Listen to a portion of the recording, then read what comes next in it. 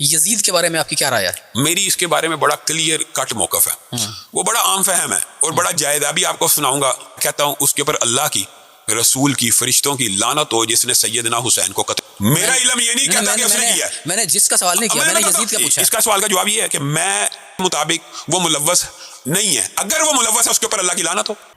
یا حضرت حسین رضی اللہ تعالیٰ عنہ نے ابن سعد کے سامنے 3 شرطیں پیش کی. پہلی شرط رکھی، مجھے واپس جانے دو،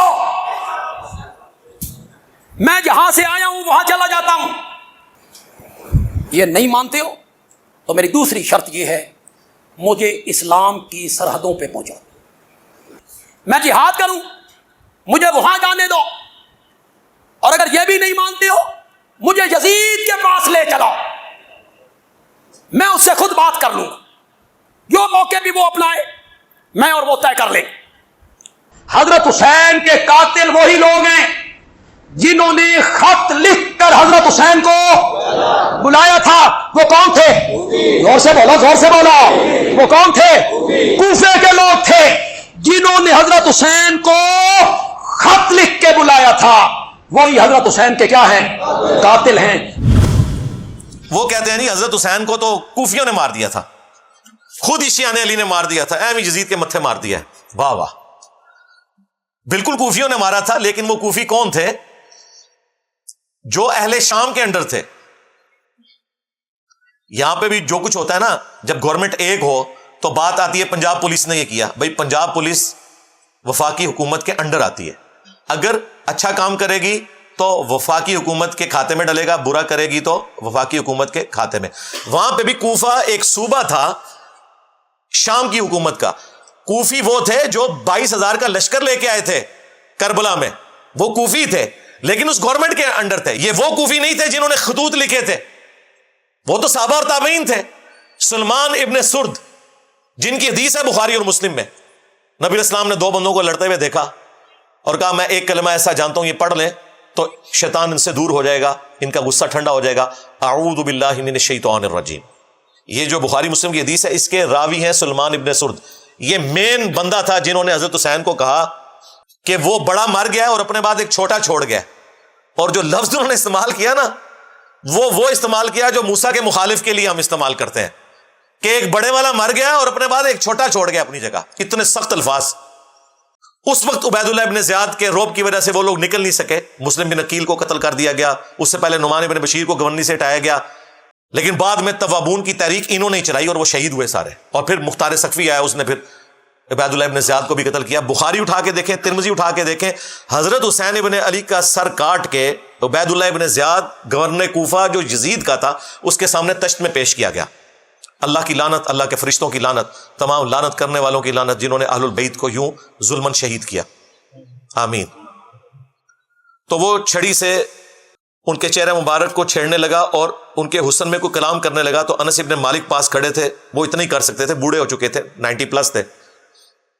انہوں نے کہا کہ رسول اللہ کے سب سے زیادہ ہم شکل حسین ابن علی تھے. یہ بخاری کے الفاظ ہیں.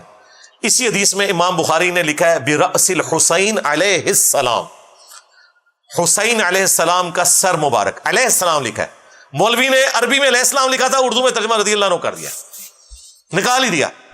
عربی میں لکھا ہوا ہے، آپ کھول کے دیکھ لیں، مکتبۃ الشاملہ میں بھی، اسلام 360 میں بھی عربی میں لکھا ہوا ہے، اردو میں رضی اللہ عنہ لکھا ہوا ہے. اور جب زید بھائی مجھے ملنے آئے نا، میں نے کہا یہ دیکھ لیں، انہیں یقین ہی نہیں آیا. کہتے یار یہ انہوں نے کیا ہوا ہے. میں نے کہا یہ اچھا ہے، اس کو چینج کرنے کی ضرورت نہیں ہے، ہم نے بتانا ہے بعد میں بھی کہ کیا کام ڈالتے ہیں. انہوں نے دارالاسلام والوں سے اٹھایا تھا، میں نے کہا اسی طرح ہی رہنے دیں تاکہ ہم دکھا سکیں بعد میں. sunna.com بہت بڑی ویب سائٹ ہے جس پہ حدیث کی کتابیں ہیں. عربی میں علیہ السلام لکھا ہے، اردو میں رضی اللہ عنہ لکھا ہوا ہے، ایک فرقہ وارانہ اس چیز کو دھڑاڑ کو قائم رکھنے کے لیے. تو عبید اللہ ابن زیاد جس کے سامنے حضرت حسین کا سر کاٹ کے رکھا گیا، وہ کوفی تھا لیکن گورنر تھا شامیوں کی طرف سے. لہٰذا یہ کہنا کوفیوں نے مار دیا تھا ظالموں، یہ وہ کوفی تھے جو حضرت حسین کے مخالفین تھے، نہ کہ وہ شیعان علی کے جنہوں نے حضرت حسین کو وہاں پولیٹیکل سٹرگل کے لیے بلایا تھا. اور حضرت حسین لڑنے نہیں گئے تھے، 20 بچوں کے ساتھ ایک سیاسی جدوجہد کے لیے جا رہے تھے جس کا آخری انجام قیام حسین ہی ہونا تھا، لیکن اس سے پہلے ہی ان کو شہید کر دیا گیا. اسی لیے انہوں نے راستہ بھی بدلا. یہ جو کہتے ہیں جی وہ دمشق کی طرف جا رہے تھے یزید کے ہاتھوں میں آ دینے، بالکل جھوٹ ہے. وہ راستہ انہوں نے اس لیے بدلا تھا کہ انہیں پتہ چل گیا تھا کہ مسلم بن عقیل شہید ہو چکے ہیں, یہ مجھے بھی کوفے تک نہیں پہنچنے دیں گے, تو میں انہیں دھوکہ دے کے دوسرے راستے سے جاؤں. لیکن ان کے پاس تو اتنی فوج تھی, انہیں بھی یہ خطرہ تھا کہ حسین بن علی کہیں راستہ نہ بدلے, تو انہوں نے کربلا کے پاس بھی پڑاؤ کیا تھا کہ اگر اس راستے سے بھی آئے تو ہم پکڑ لیں گے, جو یہ نقشے بنا کے آپ کو بتا رہے ہوتے ہیں. اللہ کے بندو, ڈر جاؤ, جھوٹ باندھتے ہو, اپنی طرف سے باتیں بنا کے منسوب کرنا شروع کر دیتے ہیں. وہ کہتے ہیں حسین علیہ السلام نے 3 شرائط رکھ دی تھیں جی کربلا میں.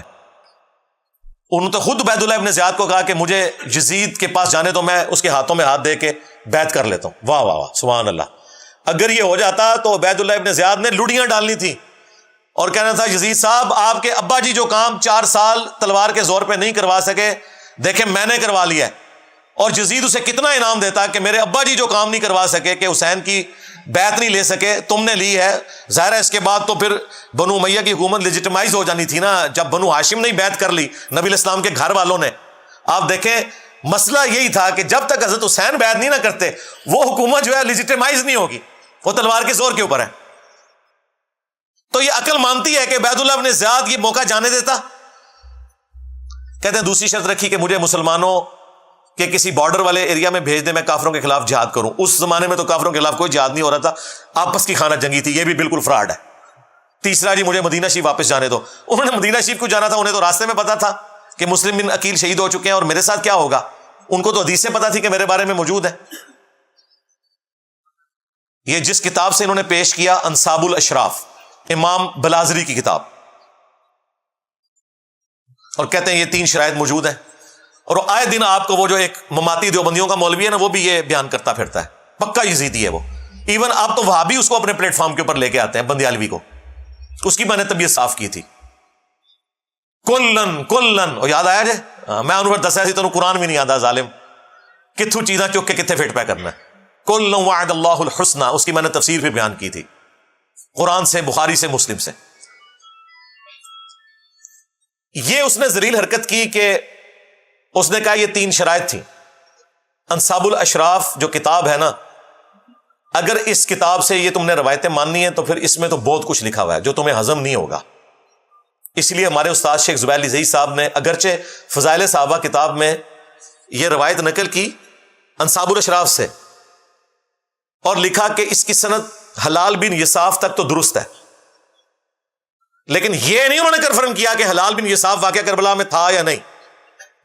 اور بعد میں اس کتاب سے ہی جان چھڑا لی, حلال بن یساف بھی فارغ ہو گیا. وفات سے پہلے انہوں نے فتاوی علمیہ میں مضمون لکھا کہ امام بلازری کی کتاب ثابت نہیں ہے. لیکن یہ انہوں نے کیوں کیا وہ آپ کو میں بتاؤں گا, یہ انہوں نے نہیں بتایا.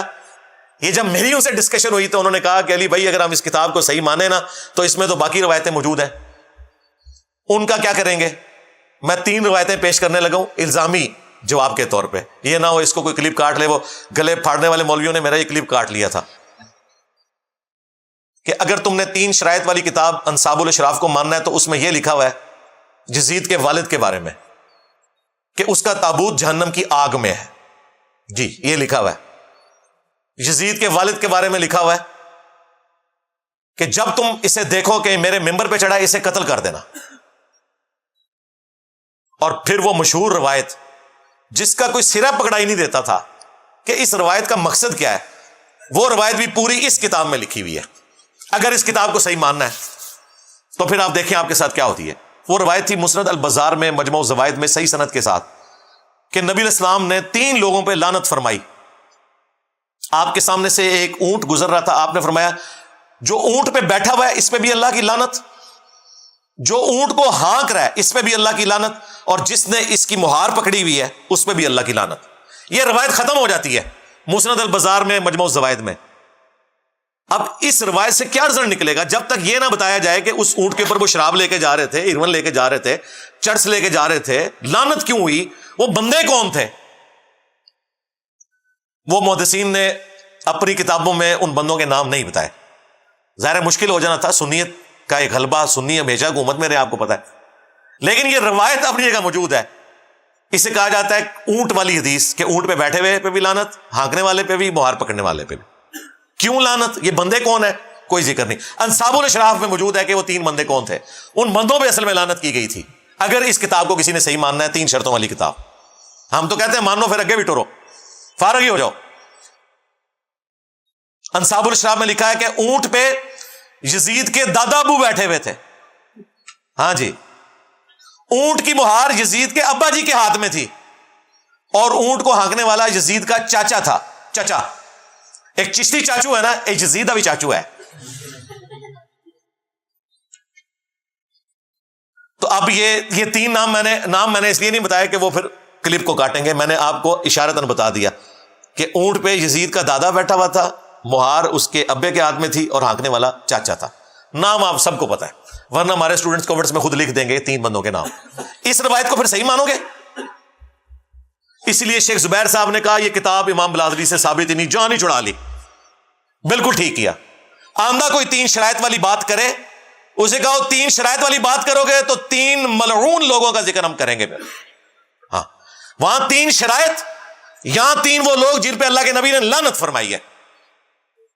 پھر ظاہر ہے کہ پیرلل میں آئے گا. اور صرف لعنت نہیں کہا کہ یزید کے باپ کا تابوت جہنم کی آگ میں ہے, یزید کے باپ کو جب ممبر پہ دیکھو تو اسے قتل کر دینا. یہ ساری روایتیں بتائیں گے. لہذا بہتر یہ ہے کہ انصاب الاشراف سے جان چھڑا لیں. ہمارے نزدیک بھی ہمارے استاد کا موقف ٹھیک ہے.